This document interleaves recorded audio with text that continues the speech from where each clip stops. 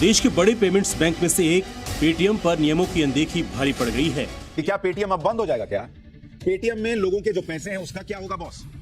क्या पेटीएम से आप पेमेंट नहीं कर सकेंगे? क्योंकि Paytm Payments Bank has gotten a jolt a day before the union budget gets announced on the 1st of February. अगर आप भी पेटीएम का इस्तेमाल करते हैं या करने की तैयारी कर रहे हैं तो सारा समझ जाइए। आरबीआई ने पेटीएम के खिलाफ कड़े कदम उठाए हैं जिनका असर पेटीएम के ग्राहकों पर भी पड़ेगा। एक व्यापक सिस्टम ऑडिट रिपोर्ट और बाहरी ऑडिटर्स की ओर से तैयार रिपोर्ट के बाद खबर ये है कि पेटीएम बंद हो गया है। ऐसा लोग कह रहे हैं कि आप पेटीएम का वॉलेट यूज नहीं कर पाएंगे। सो गाइस, हर जगह पे सिर्फ यही बात चल रही है कि पेटीएम बंद हो जाएगा, आरबीआई ने पेटीएम को बंद कर दिया। सो इससे काफ़ी सारी कन्फ्यूजन क्रिएट हो गई है और काफ़ी सारे लोगों के मन में ये भी सवाल आ रहा है कि क्या पेटीएम कंप्लीट बंद हो जाएगा, और अगर आप मर्चेंट हो, आपके पास साउंड बॉक्स है, तो आप नेक्स्ट पेमेंट्स कैसे ले पाओगे, उसके अंदर जो पेमेंट्स है उसका मैं क्या करूँ। तो यही पूरी कन्फ्यूजन दूर करने के लिए मैंने ये वीडियो बनाया है ताकि आपको आपके जो भी काफ़ी सारे सवाल हैं उसके अच्छी तरह से जवाब मिल जाए।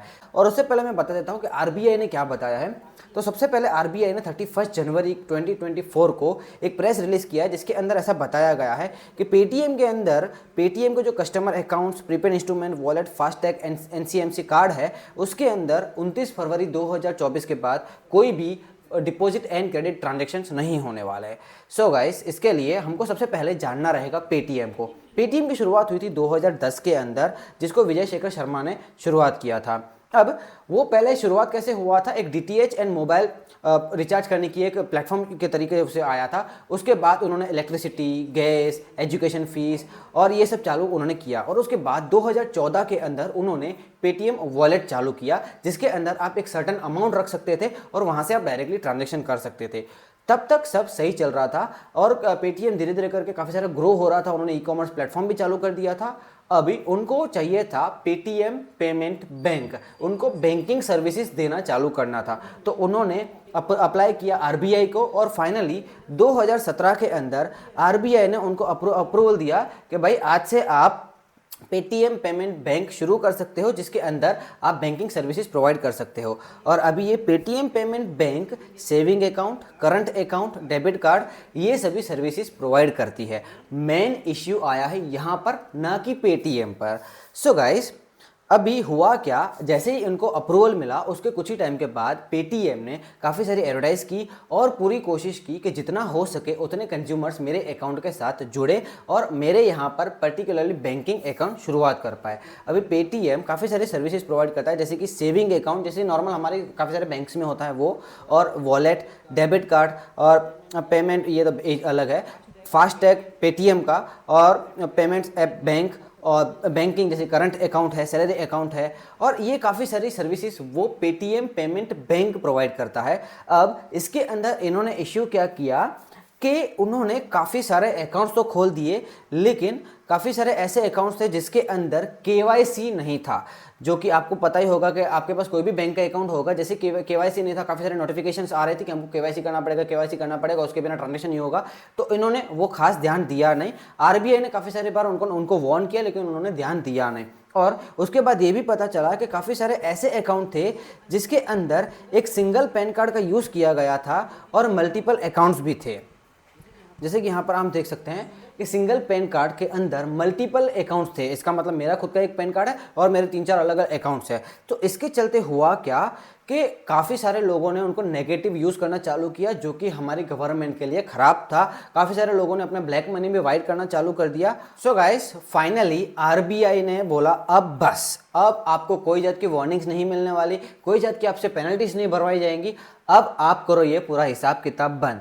तो अभी जैसे कि मैंने आपको बताया, पेटीएम पेमेंट बैंक के अंदर जो भी सर्विसेज आती है, अगर आपका करंट अकाउंट हो, सेविंग अकाउंट हो, यहाँ तो फिर आपका पेटीएम वॉलेट के अंदर बैलेंस हो, फास्टैग के अंदर हो, या तो एनसीएमसी कार्ड, ऐसी कोई भी आपके सर्विसेज के अंदर अमाउंट हो, वो डायरेक्टली विड्रॉ करके या तो ट्रांसफ़र कर दीजिए आपकी नॉर्मल दूसरी कोई बैंक के अंदर जिसके अंदर आपका अकाउंट हो। और दूसरी बात, 29 फरवरी के बाद ऐसा बताया जा रहा है, जैसे कि यहाँ पर इन्होंने पेटीएम ने ऐसा भी बताया, पोस्ट किया है कि आपकी जो फेवरेट एप्लीकेशन है पेटीएम, वो वैसे कंटिन्यू चलने वाली है, उसको कोई इश्यू नहीं आने वाला, सेम जैसे चल रही थी वैसे चलने वाली है, बस कुछ इश्यू आने वाला है। और दूसरा, मेरे को मोबाइल के अंदर भी इंपॉर्टेंट अपडेट करके आया था, वो भी मैं आपको बता देता हूँ। जैसे कि यहाँ पर ऊपर मेरे को दिख रहा है कि Paytm payment bank, what happens Paytm payment अब जैसे कि इसके अंदर सेम चीज़ें बताई गई है कि पेटीएम पेमेंट बैंक अकाउंट के अंदर कोई न्यू डिपॉजिट या तो क्रेडिट ट्रांजैक्शन 29 फरवरी के 24 के बाद नहीं होने वाले। और दूसरी बात, इसके अंदर हम डिपॉजिट या ऐड नहीं कर पाएंगे हमारे अकाउंट के अंदर। और विड्रॉवल के अंदर इन्होंने बताया है कि भाई 29 फरवरी के बाद भी हम विड्रॉ कर सकते हैं, लेकिन मैं आपको ऐसा बताऊंगा कि आपकी सेफ्टी के पर्पस के लिए आप उससे पहले निकाल दीजिए। वैसे बाद में नहीं निकालना है तो इससे अच्छा अभी से हम उसको निकाल दें, वो सबसे अच्छी बात है। जैसे कि रिचार्ज एंड बिल पेमेंट्स है वो हम डायरेक्टली यूज ही कर पाएंगे, उसका वैसे ही कोई इशू नहीं आने वाला।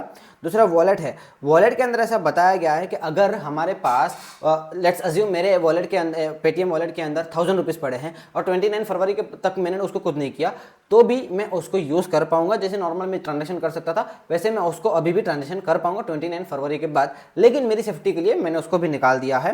और दूसरा फास्टैग, अगर फास्टैग के अंदर आपकी गाड़ी के अंदर फास्टैग लगा हुआ है पर्टिकुलर पेटीएम का, तो उसके अंदर कोई भी अमाउंट पड़ी है तो वो 29 फरवरी के बाद भी यूज हो पाएगी। आप उसके अंदर ऐड नहीं कर पाओगे, मेन बात यह है आप ऐड नहीं कर पाओगे, आप निकाल तो पाओगे लेकिन वही सेफ्टी पर्पस के लिए आपको निकाल देने में समझदारी है। और जैसे कि यहाँ पर दिखाया है और दूसरी कोई भी सर्विसेज है उसको कोई इफेक्ट होने वाला नहीं है।